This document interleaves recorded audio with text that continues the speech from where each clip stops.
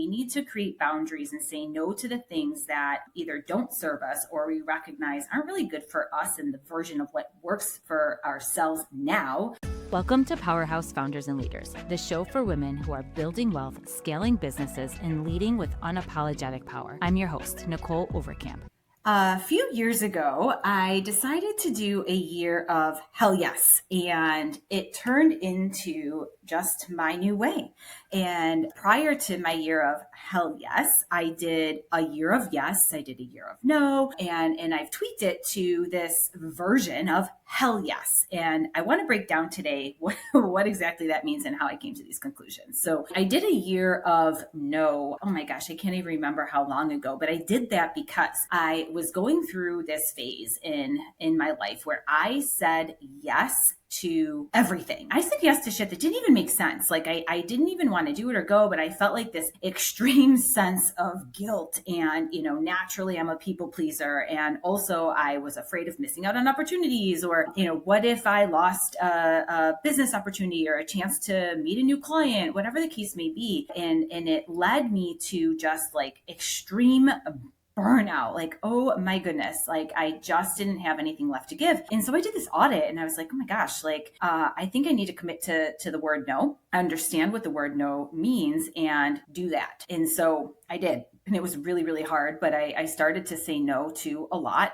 However, what that did is I think I went to the other extreme because I was so tired and I said no to too much. And me doing that meant I also said no to opportunities that maybe I should have said yes to, but they sounded intimidating or scary. And that wasn't helpful either. And then I read the book, Year of Yes by Shonda Rhimes. Again, this is years ago, which that book, by the way, is hilarious. She is a brilliant writer. I love her so much. If you're not familiar with Shonda Rhimes, get familiar with her. She was the writer of Grey's Anatomy and a lot of other shows. I actually don't watch TV, so I'm not going to be able to name them off the top of my head, but it was a great book. And so I read that and I'm like, okay, I'm going to start saying yes to things again and starting to put myself out there, get uncomfortable because I think that'll be really good for me. Again, I'm naturally introverted. So going out in the public eye, if you will, it isn't always fun for me. And I really have to be my own hype girl to get to events sometimes. Once I'm there and I walk away, I'm usually really great, but it's getting there. That is like an act of God sometimes. So I did that year of yes and it was good. But the challenge is it went really good. And I was trying to be super intentional and saying yes to opportunities and things that would be good either personally or for business. But I felt that doing too much creep in again. And I just really struggled with like, man, like what is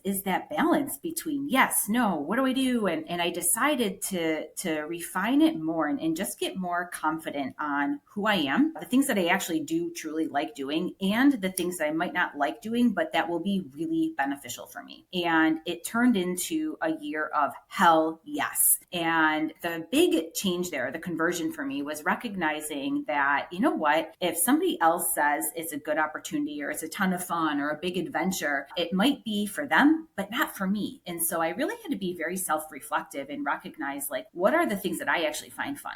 What do I enjoy doing now in this moment in my life? And it might not have been me 10 years ago, but it's me right now. So from a personal side, like, what do I find fun? What is enjoyable for me? And if someone offers me to do something and it's a immediate hell yes, I'm going to do it hands down, even if it sounds a little uncomfortable. But if I start to feel this like a little apprehensive about it, or I'm not quite sure, it's probably just a no. And I'm not going to debate. I'm not going to let myself change my mind. I'm just going to say no. And so that is how I really started to do things. And what was super powerful for me, and it really was, I think, just getting older too, and having more self-confidence and self-awareness. And I did an episode, I encourage you to listen to it too, on self-awareness being a superpower. But I started to say like, man, I'll give the example of going on a group trip. I had a friend ask me to do a trip. She was organizing with a bunch of her friends and they were going to Europe. I've been dying to get over there, and they were doing a tour around Paris and Italy. And the whole agenda really did sound, in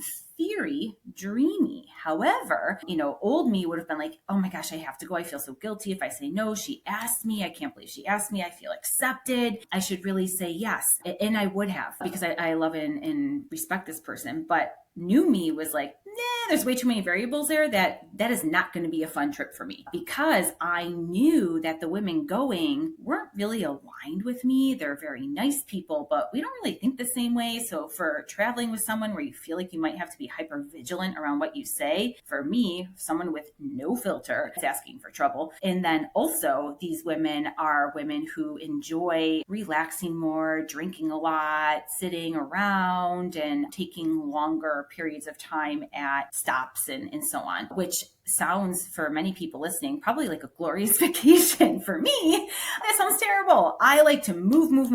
I like to do a lot, see a lot. I'm very active. I am not someone who can sit on a beach for more than like an hour without getting a little itchy. And I don't drink. I'm more of an adventure seeing, doing person. And so as I started to think about that, I was like, okay, well, I might drive these women nuts, truly, and because I'm going to want to go, they're going to want to relax. And then I started to think about the whole dynamic around like drinking, and I'm also very routine driven, and they were talking about like sharing hotel rooms and spaces, and then I was like, oh my god, I am too old for that shit. Like, I need my own space, I need my downtime, I need to decompress, I need my own bathroom, and of course the whole thing. So why am I spending time telling you all of this? It's because it's sometimes that conversion we need to make, and having that ownership of like, it's fun for them, it's going to be an adventure, they're going to post all over social media the incredible time that they had. And a small part of me might say like, oh, FOMO, or that looks so fun, I should have done it. But the truth is, like, no, that trip would have been horrible for me. Even though the social media pictures would have been great, I'm sure, I would have been dying inside the whole time, because I wouldn't have been able to stick to my normal routine, my normal style. And I am a very particular person. That's just who I am. And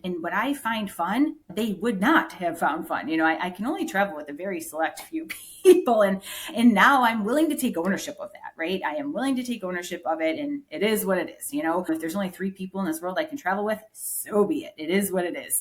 And I'm okay with that. And so if I'm going to do a trip, I'm going to enjoy the shit out of that trip, because I don't get a lot of time off by choice. And so I want to make sure that every moment is curated around something that I find joy in. And so those trips are hell yeses for me. And some of those hell yeses, they are scary as hell. They are uncomfortable, because I'm putting myself in a position where I may be intimidated. Perhaps it's a big women's conference in a cool place that it sounds like, I'm maybe gonna go there alone. What if I don't make friends, whatever the case may be. But like, I go because I know the opportunity is worth it, and I'm gonna be thankful for that scary choice. So those are the things that I am saying yes to, because we need to create boundaries and say no to the things that either don't serve us, or we recognize aren't really good for us and the version of what works for ourselves now, and in what we like, or part of who we're becoming to, right? Like setting those healthy boundaries, and also recognizing something that sounds cool but isn't cool. And that can be personally and or with business. It's important too to kind of fish through the bullshit as well of business opportunities that come your way that sound really cool, and maybe the salesperson is hyping them up, or the friend is hyping them up, or even your employee. But you have to look at those deeper and say, is this part of the direction we're headed? Is it part of our core services? Or is this a potential distraction? And it could also even be marketing.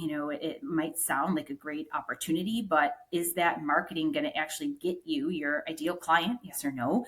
Is it going to be worth the return? Yes or no? And that return could be on dollars or time. We always have to take both of those things into consideration. And so unpacking those things before immediately saying yes because it sounds cool is really, really important. And then, it goes on and on. And so creating those boundaries, rules, having more self-awareness is important. And then the things that you do say no to, keep in mind, you're opening up the door for a better, more aligned yes. And we have to also commit to have those hell yeses be hell yeses that scare us too. Not just the easy yeses, but the scary yeses. And the scary yeses are the ones that we know we're going to say hell yes before we talk ourselves out of it, because I know intuitively and deeply that it is going to be good for me. Again, this can be personal or business. And I think for many of us leaders, if we're growing personally, it's going to contribute and elevate us in business. And the reverse is also true. So being mindful for both of those things and treating them the same is is really, really important. We can't just have respect for ourselves in business and not personally. They both must be aligned and to follow those things. So I encourage you to have a year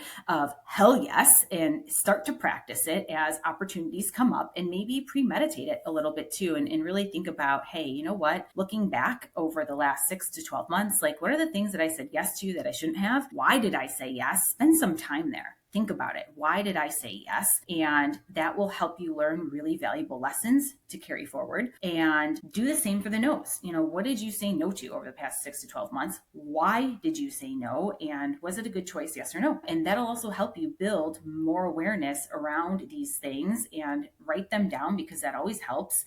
And the more you write them down and create these rules and boundaries and things that moving forward you're going to carry with you and commit to, the better off you will be from a personal perspective, from an energetic perspective, and a growing your business perspective. So have a year of hell yes, my friends. And until next time, of course, continue to be courageous.